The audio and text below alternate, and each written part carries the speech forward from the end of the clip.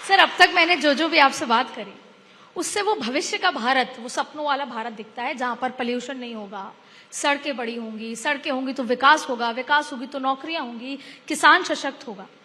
इतने खूबसूरत भारत के बीच में एक चीज और है सर, क्योंकि आप कहते हैं कि मैं जाति से बियॉन्ड, आप अपने क्षेत्र में भी जाते हैं तो जाति पर चुनाव नहीं करते ना वोट मांगते हैं। वो भारत कब आएगा जब इतने अच्छी डेवलपमेंट के साथ साथ हम धर्म और जाति पर बात करना बंद कर दें? देखिए, पहली बात तो ऐसे कि कोई भी व्यक्ति उसकी जात, पंथ, धर्म, भाषा और सेक्स से बड़ा नहीं होता, उसके गुणों से बड़ा होता है। हमने कभी महात्मा गांधी जी की जात नहीं पूछी, हमने कभी बाबा साहेब अम्बेडकर जी की जात नहीं पूछी, शिवाजी महाराज की जात नहीं पूछी। आदमी का बड़प्पन उसकी गुणवत्ता के साथ जुड़ा हुआ है। हम जब रेस्टोरेंट में जाते हैं तो हम ये नहीं देखते किसका है, जहां हमको अच्छा लगता है वही जाते हैं। बिल्कुल सर। तो धीरे धीरे समाज में हमें ये कहना पड़ेगा कि व्यक्तिगत आचरण में, मैं भी राजनीति में हूं, मैं भी पार्लियामेंट लड़ता हूं चुनाव, मैं भी 3 बार जीत के आता हूं। मैंने कहा लोगों को कि मैं नहीं करूंगा ये, आप मालिक हैं, आप मुझे वोट देना है तो दीजिए, नहीं देना है तो मत दीजिए, और मैं ये नहीं करूंगा, बिल्कुल नहीं करूंगा। और मेरे दरवाजे सबके लिए खुले हैं। तो मुझे लगता है कि धीरे धीरे लोगों ने, अगर सबने तय किया, और विशेष रूप से तरुण जो पीढ़ी है हमारी, जवान लोग हैं, वो तय करेंगे कि हम ये नहीं करेंगे, तो मुझे लगता है समाज में बदल होगा। ये एक सामाजिक आर्थिक परिवर्तन की प्रक्रिया गतिशील हुई है, और आने वाली नई पीढ़ी निश्चित रूप से इस दिशा में जाएगी और ये परिस्थिति बदलेगी, ऐसा मेरा विश्वास है। सर, हम अंबेडकर जी का सम्मान करते हैं, उनकी विचारधारा पे आगे बढ़ना चाहते हैं, उनको सेलिब्रेट भी करते हैं हर साल, लेकिन क्यों कोई भी पॉलिटिकल पार्टी हो, कोई एक नहीं, क्यों हम ये बात करते हैं कि बिहार में 22% एससी वोट है, किसके खेमे में जाएगा?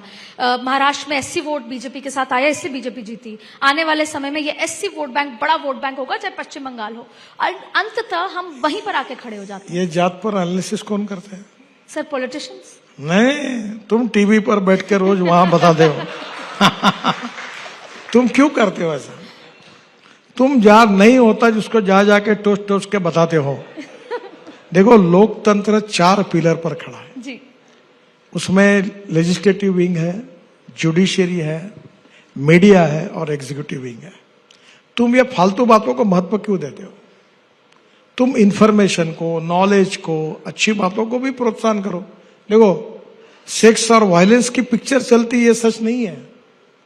जिस पिक्चर में सेक्स और वायलेंस नहीं है, पिक्चर अच्छा है, वो भी बहुत चलता है। तुम क्वालिटी दो, सब लोगों की जिम्मेदारी है। जैसे राजनीति के करके मेरी जिम्मेदारी है, वैसे आप दिन भर 2 लोगों को खड़ा करते हो, आग लगा देते हो, और रोज दोनों को भड़काने का काम रात को चलता है। ये क्यों करते हो? देखो, आप परिवर्तन चाहते हो तो हमारे तरफ की उंगली मत दिखाइए। मैं आपको नहीं कह रहा हूं, जी जी, मैं मीडिया को कह रहा हूं। आप भी जिम्मेदारी से आपका व्यवहार करिए, और हर व्यक्ति जब जिम्मेदारी से करेगा तो प्रॉब्लम सॉल्व होगा। सर, हमारे साथ दिक्कत है, पक्ष भी कहता है तुम, और सत्ता भी कहती है कि तुम्हारी गलती है। हर बार मीडिया नहीं, अब तो तुम टीवी रात को खोलो ना, ऐसे झगड़े करते जैसे कोई पहलवान तो कुश्ती में मारपीट कर रहे हैं, ऐसे ये लोकतंत्र है क्या? तो सर, इसी से संबंधित सर, वक्फ एक रिफॉर्म है, और वक्फ एक रिफॉर्म है और उन्हीं के समाज के लोगों के उत्थान के लिए रिफॉर्म है। लेकिन फिर सर संबल हुआ, मुर्शिदाबाद हुआ, ये स्थितियों के पीछे कौन है सर? देखिए, वोट बैंक पॉलिटिक्स है जी। कुछ पार्टियों को ये एक्स्टेब्लिश करना है कि we are the true protector of the minorities. कुछ लोग जात का एजेंडा लेके चलते हैं। मैंने अभी तक हिंदुस्तान के इतिहास में ऐसा नेता नहीं देखा जो जाति के आधार पर काम करता है। उसने अपने जात का कभी भला नहीं किया। जब टाइम आता है तो बोलता है मेरे लड़के को टिकट दो, मेरे पत्नी को टिकट दो, मेरे ड्राइवर को टिकट दो, और नहीं होगा तो मेरे चमचे को टिकट दो। कोई जात की बात नहीं करता हूं। अब धीरे धीरे ये जो है वक्त पे जो है वो सही में अल्पसंख्यक समाज के प्रगति और विकास के लिए हुआ निर्णय है। अब इतने जगह पर इंजीनियरिंग कॉलेज खुलेंगे, मेडिकल कॉलेज खुलेंगे, स्किल डेवलपमेंट सेंटर्स खुलेंगे। अब मैं महाराष्ट्र में एमएलए था, वहाँ मुझे एक इंजीनियरिंग कॉलेज मिला नागपुर में, तो मैंने अपना इंजीनियरिंग कॉलेज अंजुमन इस्लाम करके एक मुस्लिम संस्था को दिया। तो मुझे उन्होंने पूछा, साहब आप तो बहुत, आपने नहीं खोला, सब पॉलिटिशियन ने खोले इंजीनियरिंग कॉलेज। मैंने कहा मैंने आपको इसलिए दिया कि आपको जरूरत है, और उस संस्था से 8,000 जी मुस्लिम लड़के और लड़कियां इंजीनियर बनी। Knowledge is a power.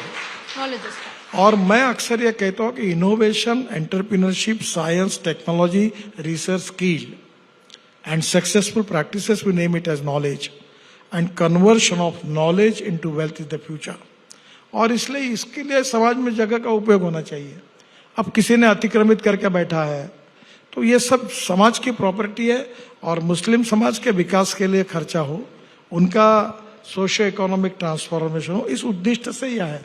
इसमें किसी अल्पसंख्यक समाज के विरोध में लेकिन नहीं सर है। दिक्कत क्या है, विपक्ष सिर पकड़ के बैठा है कि आप लोग हिंदू की राजनीति करते थे, हिंदुत्व की, हम करते थे अल्पसंख्यक की, अब वो भी राजनीति आप कर रहे हैं, अब उनका वोट भी आपको मिलेगा तो हम क्या करेंगे?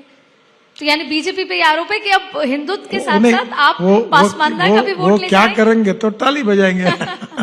देखिए, राजनीति में whether you want to lead the people और लीड बाय द पीपल, जी मैं बहुत बार ये कह चुका हूं कि मैं प्रोफेशनल राजनीति के नहीं हूं। मैं 75 के इमरजेंसी में राजनीति में आया हूं। जी तो मैं कहता हूं politics is the instrument of socio economic reform. और मैं दूसरी बात कहता हूं कि पॉलिटिक्स, राजनीति यानी केवल सत्ता नीति नहीं है। राजकारण इसका मतलब सत्ताकरण नहीं है।